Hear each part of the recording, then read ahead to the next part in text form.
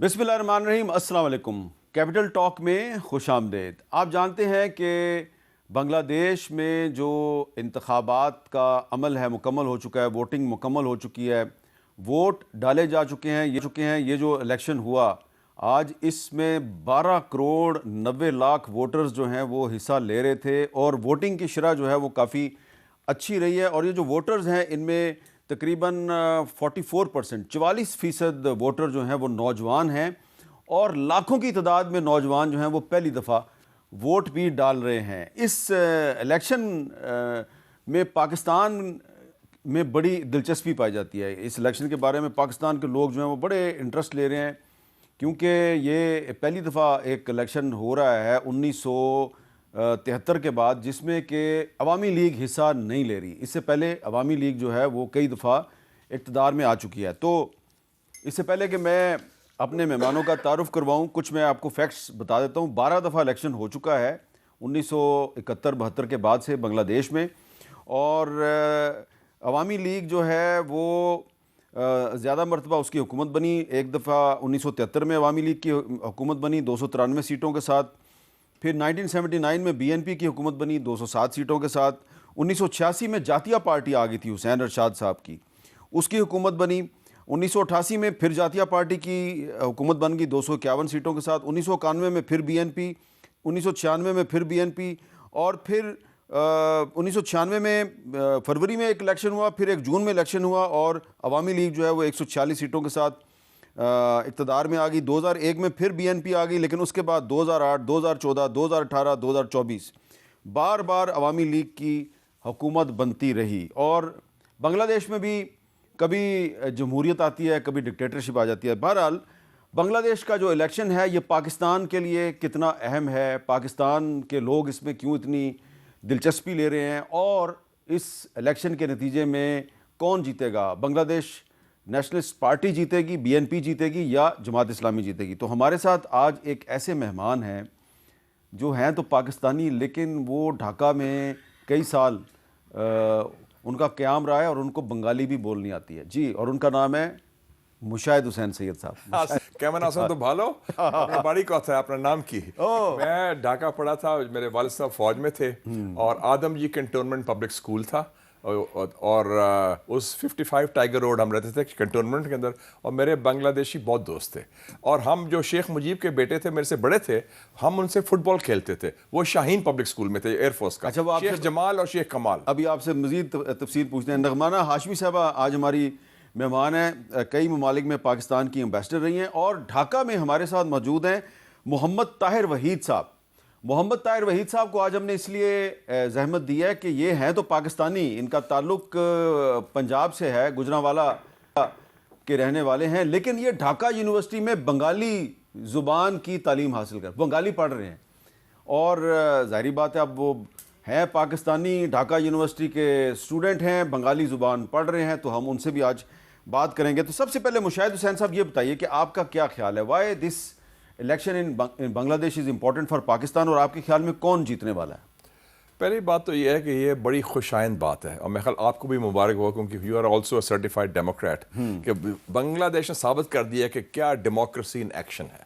एक इंकलाब के ज़रिए एक आमरीत का ख़ात्मा किया, वो आमिर को भगाया मुल्क से, और इस सारे प्रोसेस में एक पुरअमन जमहूरी फेयर एंड फ्री इलेक्शन भी करा दिया उन्होंने। हर इदारा उसमें कायम रहा, और जो बांग्लादेश में स्पिरिट है डेमोक्रेसी की, मैं तो ढाका रहा हूँ ना, बड़ा हमें नुकसान हुआ है उनके जाने से।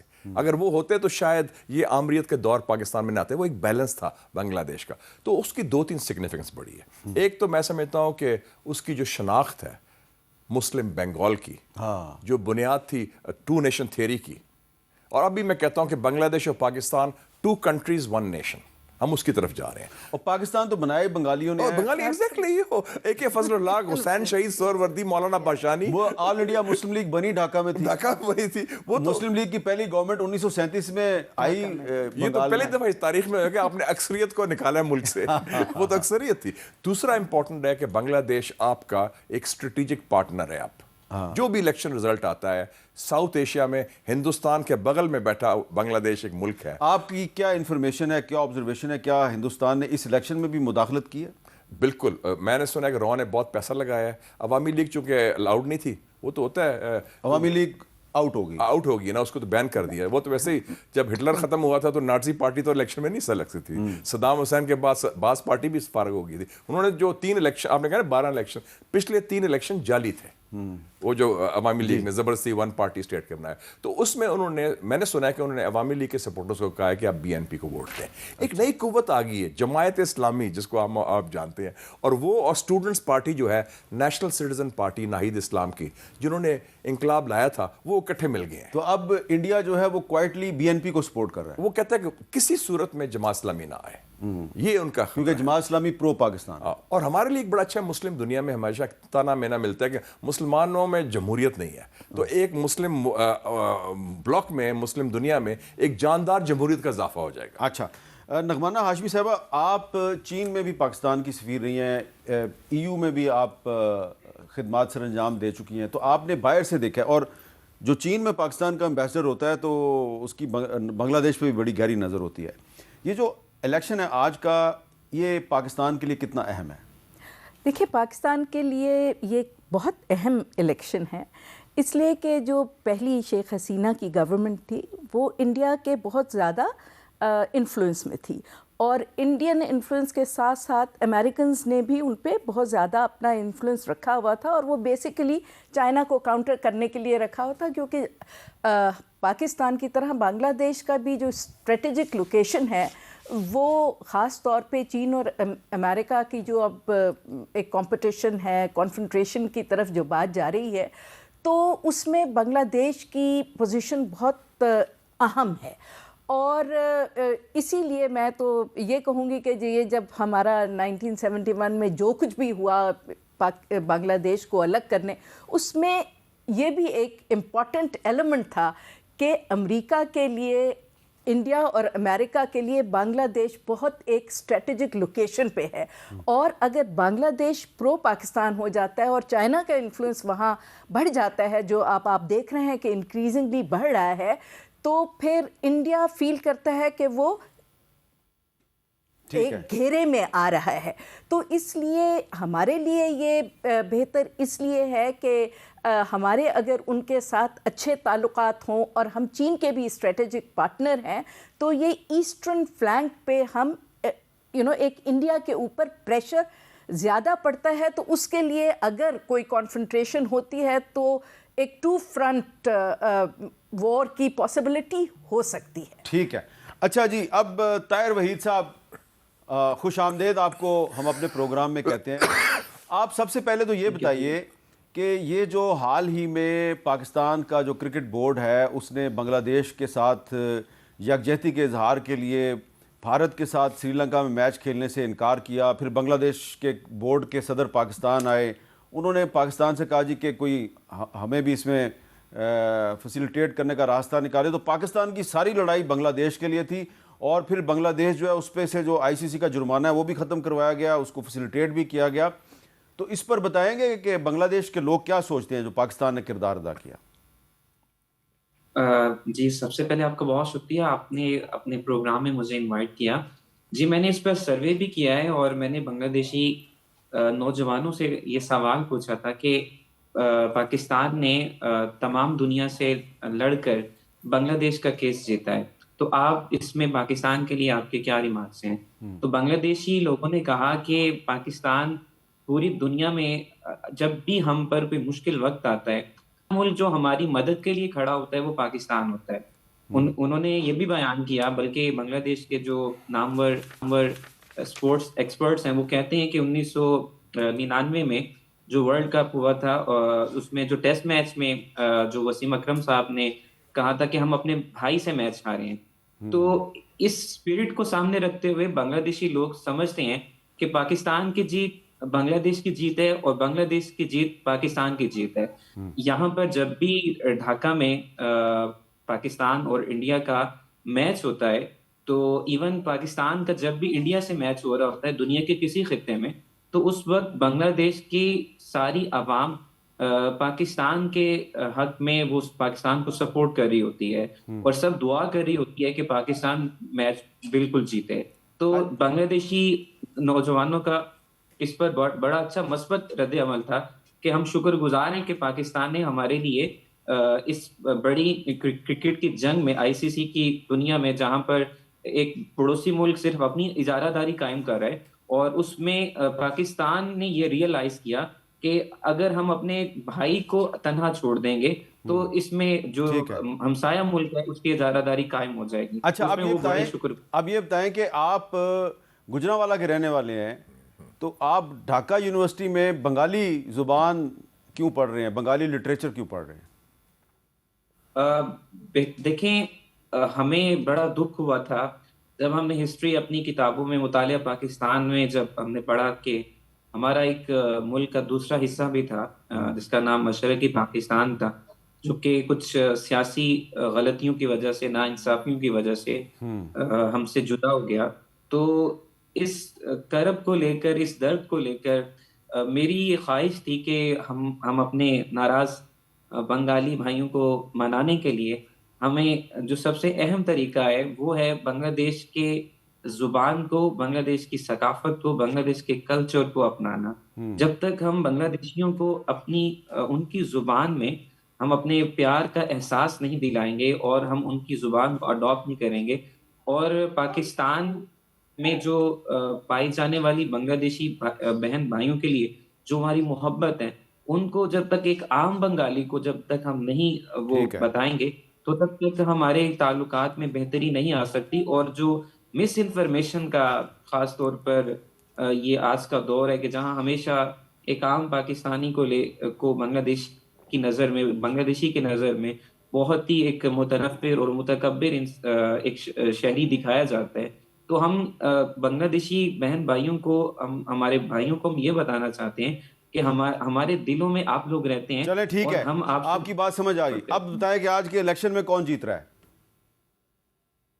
जी, बाहर आज हमने वोटर्स का रश देखा था, और खासकर चूंकि ढाका ही के, अगर हम डाकशू इलेक्शन की बात करें, ढाका यूनिवर्सिटी स्टूडेंट के जो काउंसिल के इलेक्शंस होते हैं, और बांग्लादेश में तमाम जो इलेक्शंस गुज़िश्ता इसी साल में इलेक्शंस हुए बांग्लादेश की 4 बड़ी यूनिवर्सिटी में, तो सब में जो बांग्लादेश जमात इस्लामी की जो स्टूडेंट विंग है, इस्लामी छात्र शिविर, उन्होंने एक वाज़ेह क्लैरिटी मेजॉरिटी हासिल किया है।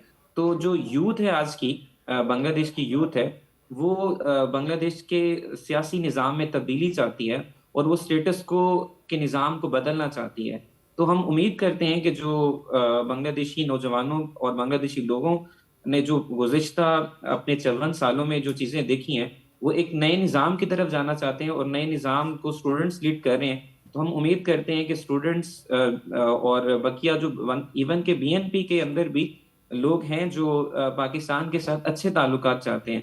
तो हम चाहते हैं कि जो भी सियासी जमात इक़्तिदार में आए, वो पाकिस्तान के साथ एक बरादराना ताल्लुक रखे, क्योंकि बेगम खालिदा जिया मरहुमा, उनका पाकिस्तान से बड़ा एक लेकिन इस वक्त तो मुकाबला बीएनपी और जमात इस्लामी के दरमियान है, तो दोनों में से आपके ख्याल में किसको मेजॉरिटी मिलेगी?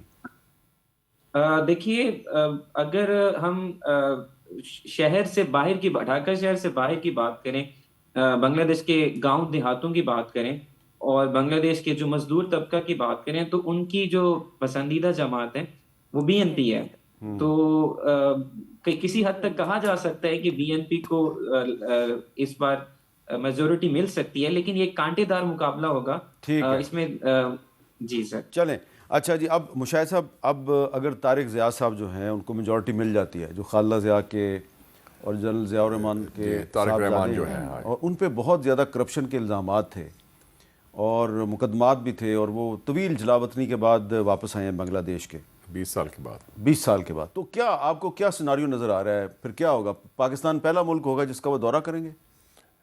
हो सकता है कि वो मसलियत के तहत हिंदुस्तान का भी दौरा कर रहे हैं, लेकिन उनका दिल पाकिस्तान में धड़केगा, क्योंकि उनके वालिद साहब पीएमए में कंपनी कमांडर रहे, मेजर ज़ियाउर रहमान, बड़े अच्छे कामयाब, और उनको मर्डर करवाने में भी इंडिया का बड़ा रोल, इंडिया का रोल था, पाकिस्तान का। और इनके बीएनपी के दौर में बहुत अच्छे ताल्लुकात थे। फिर ज़ियाउर रहमान साहब के बाद आपको पता है जातीय पार्टी का हमने जिक्र किया, हुसैन मोहम्मद इरशाद साहब आए, उनके साथ बड़े अच्छे ताल्लुकात थे हमारे। बल्कि जनरल ज़िया के दौर में तो हमने 30 तैयारे उनको दिए थे A7 Chinese as a gift, 86 की बात कर रहा हूँ मैं, 40 साल पहले। तो हमारा बांग्लादेश से एक जो स्ट्रेटेजिक ताल्लुक था वो अनफॉर्चुनेटली हसीना वाजिद ने वो ख़राब कर दिया। और ये जो उन्होंने बिल्कुल सही फरमाया, मेरी हमशीरा Tahseen Syed head of World Bank थी ढाका में, बांग्लादेश में।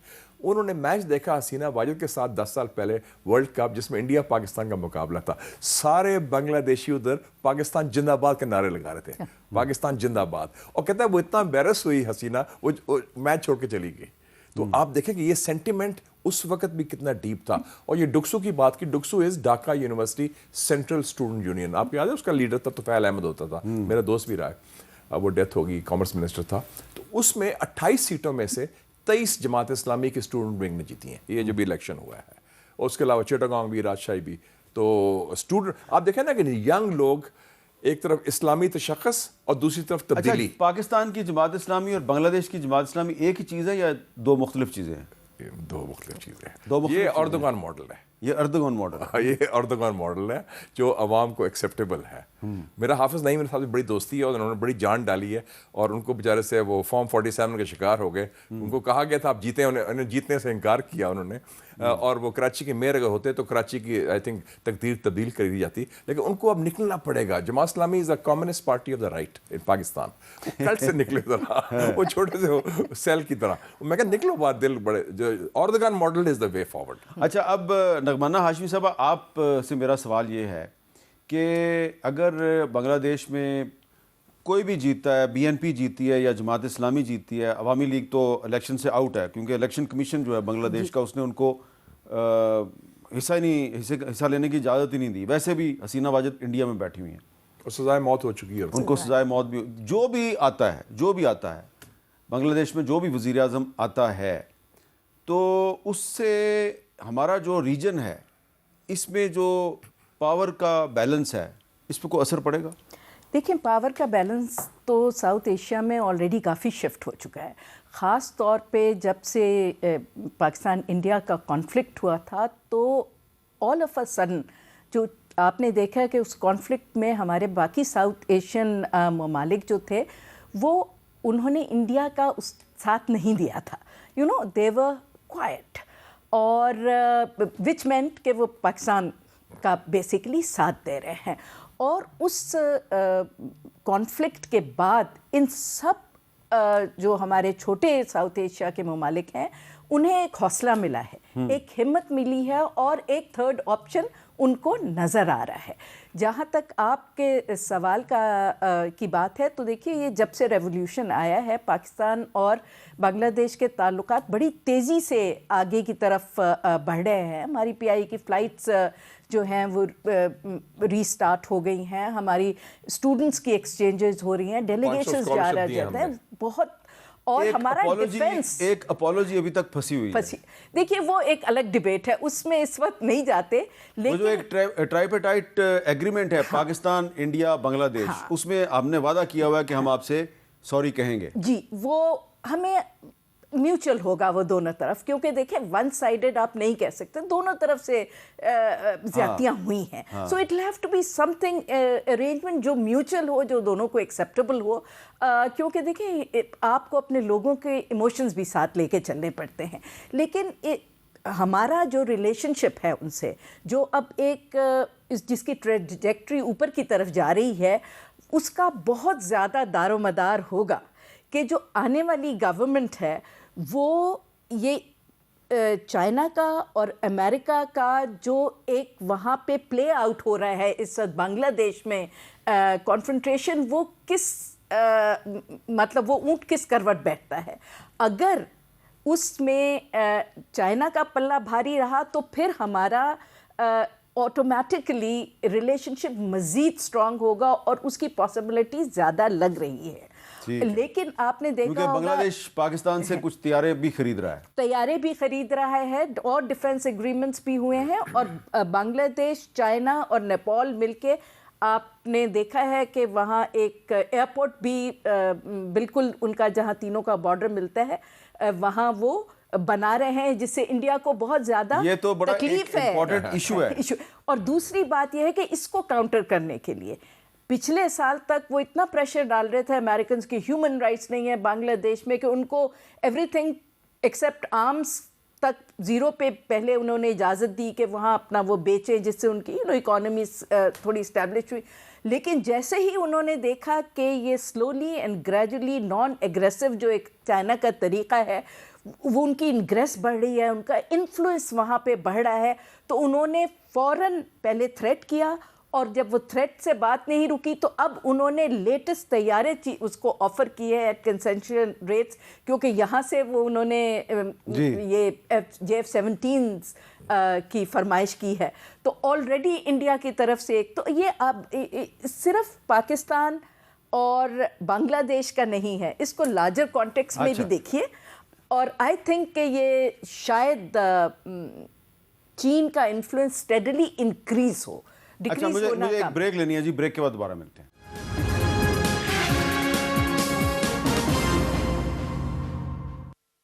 कैपिटल टॉक में दोबारा खुश आमदेद। अच्छा ताहिर वहीद साहब, अब आप ज़रा हमें ये बताएं कि इस वक्त जो वोटिंग तो मुकम्मल हो चुकी है, अब रिज़ल्ट थोड़ी देर में आने शुरू हो जाएंगे, तो ये जो इलेक्शन था इसमें बड़ा एक मसला क्या था, यानी कि वो कौन सा इशू था कि जिस पे लोगों ने धड़ाधड़ वोट दिए हैं? सर, गुज़िश्ता जो अतवार में इलेक्शंस हुए हैं, उसमें बांग्लादेश के लोगों से हमने जो शिकायत सुनी है कि जब भी वो वोट डालने जाते थे तो वोटिंग पोल पर उनको कहा जाता था कि आपका वोट ऑलरेडी डाला जा चुका है, आपको, हाँ जी जी, आप डाला जा चुका है, तो आपको आने की जरूरत नहीं है। तो जो आज़ादी हमारे राय थी, उसका एक फुकदान था बांग्लादेश में। गुज़िश्ता तीन अदवार में एक ही हुकूमत मुसलसल हुकूमत कर रही थी, तो वो और उनकी जो पॉलिसीज थी गुज़िश्ता हुकूमत की, वो सिर्फ एक तरफा थी, जो पूरे बांग्लादेश को एक एंटरटेन करे, पूरे बांग्लादेश को बराबर के मुनसिफाना हुकूक ने, उस चीज़ की कमी थी, जिस वजह से गुज़िश्ता जुलाई के 2024 में जुलाई के महीने में तलबा ने तहरीक शुरू की, और उसका बुनियादी मंशूर था कि जो बांग्लादेश के 1971 के फ्रीडम फाइटर्स हैं और उनके लिए जो बांग्लादेशी जो सिविल सर्विसेज हैं, उसके लिए जो कोटा मुख्तस किया गया है, उसमें जो आम तलबा हैं उनको उनकी जो सीट्स हैं उसमें मसला हो रहा है। तो इस वजह से तलबा ने उस तहरीक का आगाज किया, और उस तहरीक बांग्लादेश के लोगों की आवाज बनकर उभरी, और उस तहरीक ने उस सियासी निज़ाम का खात्मा किया, जिसकी वजह से बहुत सारे आम नहीं, लेकिन ये जो कोटे का मसला है, क्या ये इस इलेक्शन में भी बड़ा अहम है? बिल्कुल सर, बिल्कुल इसका ताल्लुक जेन जी से है, क्योंकि जेन जी ने ही इसको इस मुतालबे को पेश किया था, और जेन जी ही जो शायद आप जानते हो कि बांग्लादेश में इस वक्त दो वोट पड़े हैं इस इलेक्शंस में, एक तो नेशनल पार्लियामेंट के लिए है और दूसरा रेफरेंडम है, इसको बांग्ला जुबान में दोनों वोट कहते हैं। तो जो आईनी रेफरेंडम भी साथ साथ चल रहा है। जी इंस्टीट्यूशनल रिफॉर्म्स। ठीक है। अच्छा मुशाहिद साहब, ये बताएं कि ये जो वक्फे से पहले एम्बेसडर नगमाना हाशमी साहबा फौजी अड्डे का जिक्र कर रही थी, क्या वो इतना इम्पोर्टेंट है कि उसके लिए अमेरिका और चाइना के दरमियान मामलात ख़राब हो गए? बाइडन की पॉलिसी थी पूरी के जितने भी एशिया के ममालिक हैं ना, वो उन्होंने जो ऑकस बनाया, क्वाड बनाया, चीन के ख़िलाफ़ करें। वो कोल्ड वॉरियर था, वो अमेरिका की डीप स्टेट और अमेरिकन एस्टेब्लिशमेंट का नुमाइंदा था, जो ट्रंप नहीं है। और आपको याद होगा कि पहले उन्होंने बड़ा प्रोटेस्ट किया हसीना के इलेक्शन का कि ये फ्रॉड इलेक्शन हुआ है। बाद में उन्होंने इंडियन दबाव पर लाइन चेंज की, और फरवरी 2024 को बाइडन ने ख़त लिखा हसीना को, जो मैंने उसका बाद में छपा भी था। उसमें उन्होंने कहा कि we would like to welcome Bangladesh in the Indo Pacific cooperation, यानी कि चीन के खिलाफ महाज में आप हमारे शरीक हो जाएं। तो वो सारा प्लान बन रहा था, लेकिन वो तो इनकलाब आया तो ख़त्म हो गया। एक चीज़ मैं और ऐड करूं, आपने जो इलेक्शन की बात हो रही थी तारिक साहब से, 600 बाहर के लोग आए हैं, 400 इलेक्शन ऑब्जर्वर और 200 फॉरेन जर्नलिस्ट, और 400 में से 200 यूरोपियन यूनियन के हैं, और 5 मिलियन फर्स्ट टाइम वोटर्स हैं। जो 18 साल के 50 लाख उनके तो वो अवामी लीग के टोटली खिलाफ होंगे। आधा करोड़ वो हैं, 5 मिलियन जो आपने कहा ना 44% में, तो 5 मिलियन वो शामिल हैं। अच्छा, आपको खुद भी तो बंगाली बोलनी आती है? जी जी। और आपने थोड़ी सी बोली भी है, हैं? तो ये बंगाली आपने वहाँ पे सीखी थी? उस ज़माने में मीर साहब ये रूल था फील्ड मार्शल अयूब खान साहब के ज़माने में कि जो वेस्ट पाकिस्तान के लोग जाते थे, हम लोग उधर जाते थे, वो बंगाली कंपलसरी थी। जो ईस्ट पाकिस्तान के लोग इधर आते थे उनके लिए उर्दू कंपलसरी थी। तो हमें बंगाली ना सिर्फ बोलनी होती थी बल्कि हम लिखते भी थे संस्कृत स्क्रिप्ट में। तो वो पूरी ट्रेनिंग होती थी बंगाली। वो कहते थे इंटीग्रेशन होगी इससे ईस्ट और वेस्ट पाकिस्तान की। अच्छा। और मैंने देखा कि जो शऊर था उधर उस वक्त, मेरा जो सियासी शऊर है उधर पैदा हुआ। वो हमारे स्कूलों में भी इलेक्शन होता था क्लास मॉनिटर का, वो बड़े जमहूरियत लोग हैं और वो लेफ्ट की पार्टी सारी थी। कोई वो राशिद खान मैनन, अब नैब बशानी ग्रुप, नैब वली खान ग्रुप, और बड़ी बातें हो रही हैं चेयरमैन माओ की किताब में। बंगाली कौम में बहुत शऊर था, बड़े अवेयर थे, हमसे बहुत आगे थे। मैं आई एम सॉरी टू से इन टर्म्स ऑफ सियासी शऊर की बात कर रहा हूँ मैं।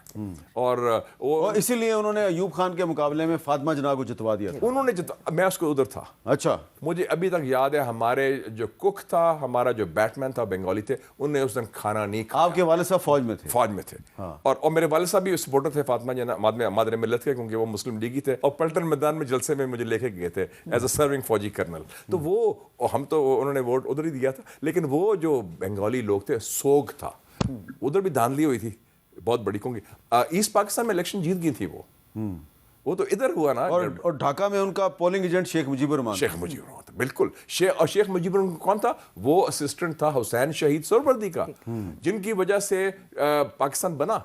आपको याद होगा कि 16 अगस्त 1946 में कायद आज़म ने जब कैबिनेट मिशन में नेहरू ने यू टर्न किया, उन्होंने कहा कि now we bid goodbye to constitutional means direct action day.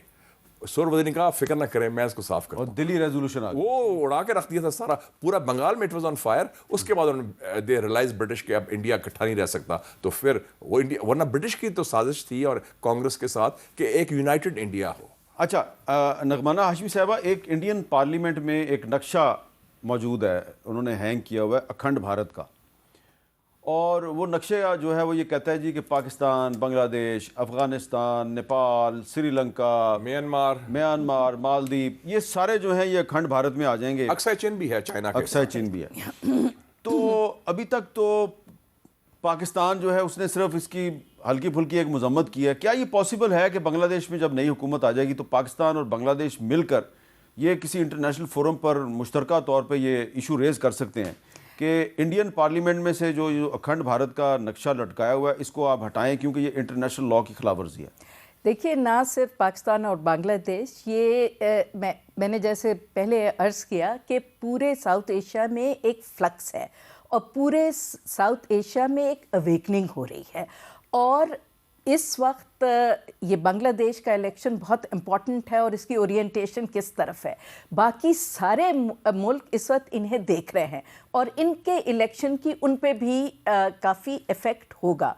और जहाँ तक इस नक्शे का सवाल है तो don't mind my saying so, लेकिन मेरे ख्याल से अखंड भारत जो है वो एक इंडिया का सिविलाइजेशनल डिल्यूजन है, क्योंकि ये बिल्कुल हकीकत है। मैं हिस्ट्री की स्टूडेंट नहीं हूँ, लेकिन मुझे इतना ज़रूर आपने मालूम इतनी किताबें लिखी हैं, आप हिस्ट्री की स्टूडेंट क्यों नहीं है? और एक और भी आपकी किताब आने वाली है। नहीं, लेकिन ये मैं आप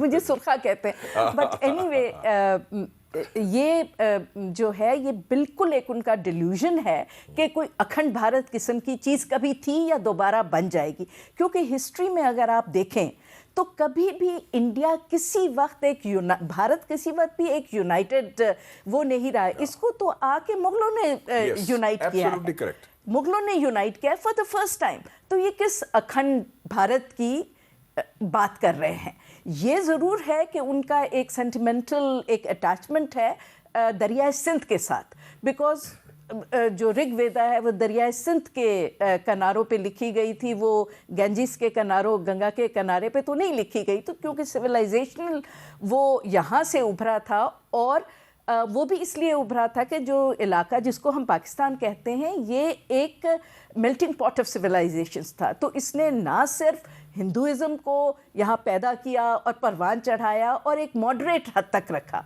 फंडामेंटलिज्म तो वो नॉर्थ इंडिया पे गया और साउथ इंडिया में तो आया।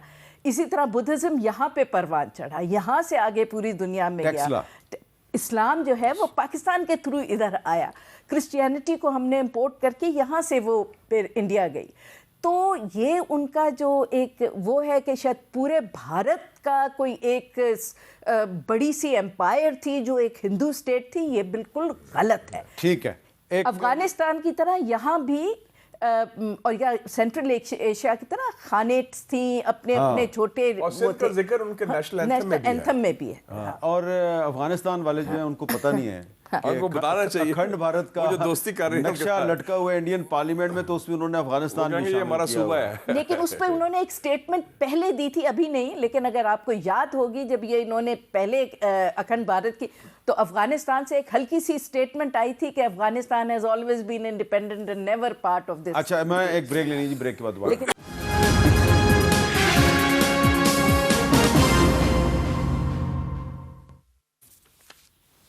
कैपिटल टॉक में दोबारा खुशामदीद। ताहिर वहीद साहब, ज़रा मुख्तसरन बताइएगा कि बांग्लादेश में भारत के ख़िलाफ़ इतनी नफ़रत की क्या वजह है? क्योंकि भारत में तो लोग जो हैं वो दावा करते हैं कि जी हमने तो बंगालियों को पाकिस्तान से आज़ादी लेके दी, तो ये हमारे ख़िलाफ़ क्यों हो गए? तो ये क्यों भारत के ख़िलाफ़ हो गए? जी, बांग्लादेश के सियासी निज़ाम में मुदाखिलत बुनियादी वजह है। आज की जो जेन ज़ी है वो ये समझती है कि जो गुज़िश्ता हुकूमत का एक तवील क़याम था यहाँ पर, एक जिसे वो खुद कहते हैं कि वो एक आमराना क़याम था, और उस आमराना क़याम को फलने फूलने में सबसे ज़्यादा जो किरदार अदा किया है वो भारत ने किया है। तो उनके नज़दीक ये है कि भारत हमेशा बांग्लादेश के अंदरूनी मामलात में दखल अंदाजी करता है, तो हम भारत के साथ एक बराबर के ताल्लुकात चाहते हैं। भारत हमारे ऊपर हुक्मरानी नहीं कर सकता, भारत अपनी धौंस हम पर नहीं दूसरे अल्फाज में दो कौमी नजरिया जो है वो भी खत्म नहीं हुआ वहाँ पे, कायम और दायम है। कायम और दायम है। बहुत बहुत शुक्रिया ताहिर वहीद साहब, हमारे से बात कर रहे थे और मेरे पास वक्त कम है, लेकिन एक छोटा सा एक इम्पॉर्टेंट इशू है, छोटा भी इम्पॉर्टेंट भी है, और वो ये है कि आज सुप्रीम कोर्ट में जो साबिक वज़ीर-ए-आज़म इमरान खान साहब, उनकी आँखों के बारे में, उनकी सेहत के बारे में एक रिपोर्ट जमा करवाई है बैरिस्टर सलमान सफदर साहब ने। वो रिपोर्ट जो है वो ये कहती है कि सुप्रीम कोर्ट में जो ये बानी पीटीआई की आंखों के माहिर डॉक्टर तक रसाई देने की हदायत की है सुप्रीम कोर्ट ने उस रिपोर्ट के बाद, और बानी पीटीआई को उनके बच्चों से टेलीफोनिक राब्तों की सहूलत फराहम करने की भी हदायत की है। रिपोर्ट में ये बताया गया कि बानी पीटीआई ने जेल में हिफाजती सहूलियात, सिक्योरिटी इंतजामात और दस्तियाब खानों पर तो इत्मीनान का इज़हार किया, लेकिन इमरान खान ने तिब्बी सहूलियात को गैर तसल्लीबख्श करार दिया और माहिर आँखों के डॉक्टर तक रसाई की दरख्वास्त की। और दौरान समाअत अटॉर्नी जनरल ने कहा कि हुकूमत माहिर आँखों के डॉक्टर्स तक रसाई देने के लिए तैयार है, और रिपोर्ट के मुताबिक उनकी जो एक आँख है उसकी बिनाई अब सिर्फ 15% रह गई है, और एक वक्त ऐसा आया था कि मुकम्मल तौर पर बिनाई चली गई थी, फिर कोई इंजेक्शन लगाया गया। मुशाहिद साहब, एक छोटा सा सिर्फ सवाल है, छोटा सा कमेंट आपका चाहिए। ये हुकूमत तो कहती थी इमरान खान को तमाम सहूलतें दी हुई हैं, उनकी सेहत बिल्कुल ठीक है, लेकिन इमरान खान की तो एक आँख की बिनाई जो है वो बड़ी ख़राब निकली है। मीर साहब, मैंने खबर मैंने देखी है, मैंने पूरी रिपोर्ट पढ़ी है सुहेल सफदर साहब की। मुझे बड़ा दुख हुआ क्योंकि ये एक मुजरमाना गफलत है कि एक सियासी कैदी जो पाकिस्तान का साबिक वज़ीर आज़म है, अभी तक उनके ख़िलाफ़ कोई चीज़ अभी तक ट्रायल चल रहा है। हमें ये जो पैटर्न बनाया है कि इलेक्टेड लोगों के साथ इस तरह बिहेव करना टॉर्चर है। और जुल्फ़िकार अली भुट्टो हो, मियाँ नवाज शरीफ हो, और या इमरान खान साहब हो, ये मेरे ख्याल में बहुत ज़्यादती हुई है और इसकी तहकीकात होनी चाहिए। और गवर्नमेंट के दौरे म्यार भी ये बेनकाब हो गए हैं, क्योंकि वो कहते थे everything is fine, he is well looked after. वो तो अभी thanks to the supreme court chief justice कि उन्होंने कहा कि ये as a friend of the court आप जाके दें, और उनके लॉयर ने बड़ी प्रोफेशनल रिपोर्ट दी है। तो ये I think it's a criminal. उन्होंने अपनी रिपोर्ट में ये भी बताया कि उनका जो गुसल खाना है, बाथरूम है, उसमें भी कैमरा लगा हुआ है, और ये it's shameful. I think it's shameful. वैसे जब इमरान खान साहब थे वज़ीर आज़म, तो ख्वाजा आसिफ साहब कहते थे कि मैं अडयाला जेल में था तो मेरे गुसल खाने पे भी कैमरा लगा हुआ है। जो गलत है, two wrongs don't make a right. ठीक, वो यही बात है ना, दो गलतियां। मेरा ख्याल था कि शायद आप इस पे नहीं बोलेंगे, लेकिन अगर मैं बिल्कुल बोलूंगी, क्योंकि आई एम टोटली एपॉलिटिकल। तो इसलिए ज़्यादा बोल सकते हैं कि जो गलत चीज़ है वो हर एक के लिए गलत है, और एक मयार होता है हर चीज़ का। और ये जैसे इन्होंने कहा कि ये बिल्कुल गफलत है, ये आप नहीं कर सकते। जब आपका के साथ हुई तब भी हमने कंडेम किया, बिल्कुल आर्टिकल्स भी लिखे। जब जरदारी साहब के साथ 11 साल जुल्म हुआ, उस वक्त भी हम 11 नहीं, 13 साल जुल्म हुआ, उस वक्त भी हम बोलते हमने आवाज उठाई थी थे। और कि सियासी अगर गलती को यहाँ ढक रहा है। ठीक है, जो आपके पॉलिटिकल डिफरेंसेस हैं वो आप रखें, लेकिन जो as an former prime minister अच्छे थे बुरे थे उसमें मैं जा ही नहीं रही, लेकिन ये बिल्कुल होना चाहिए कि यू और ये ना भूले मीर साहब के ये हमारा रिवॉल्विंग डोर है। हाँ। पावर प्रिजन, मौजूदा हुक्मरान भी कल को जेल जा सकते हैं। हाँ। तो भी इब्रतनाक क्योंकि होना गुजरे चाहिए। हुए कल तो गए थे आने वाले कल को भी जा सकते हैं। एग्जैक्टली, तो ये एक बड़ी इब्रतनाक चीज है। They should learn. और आप भी, हाँ बिल्कुल, आप भी जा चुके हैं, जा चुके हैं। हम हाँ। गेस्ट इनके साथ ही गए थे आप। और वो भी और भी चले गए थे, लेकिन हम तो उधर ही रहे थे। having said that के मतलब ये तो पॉलिटिकल है, हम तो नॉन पॉलिटिकल हैं। मैं तो सियासी So कहता, we- और एमनेस्टी इंटरनेशनल ने मुझे डिक्लेयर भी किया था जमीर का कैदी। और 440 दिन वैसे कैद मेरे हमें सामने तो सही बात कहनी आपने चाहिए। तो प्रेस कॉन्फ्रेंस भी आपके घर में जो लोग छलांगे लगा के गए थे उनको मैंने अपनी आंखों से देखा था, लेकिन मैं कुछ कर नहीं आप सकता। हमेशा खड़े होते हैं जो मजलूम होता है। थैंक यू, बहुत बहुत शुक्रिया मुशाहिद साहब और नगमाना साहबा। ये जो मुशाहिद साहब और नगमाना हाशमी साहबा ने बात की है कि जो इमरान खान साहब की जो मेडिकल रिपोर्ट आज जमा करवाई गई है सुप्रीम कोर्ट में बैरिस्टर सलमान सफदर साहब की तरफ से, तो उसमें सुप्रीम कोर्ट ने कह तो दिया है कि जनाब इनको सहूलतें फराहम करें, लेकिन मुशाहिद साहब और नगमाना साहबा कह रहे हैं कि जो लोग इस मुजरमाना गफलत के मुर्तकिब हैं उनके खिलाफ कार्रवाई भी होनी चाहिए। इजाज़त दीजिए, अल्लाह हाफ़िज़।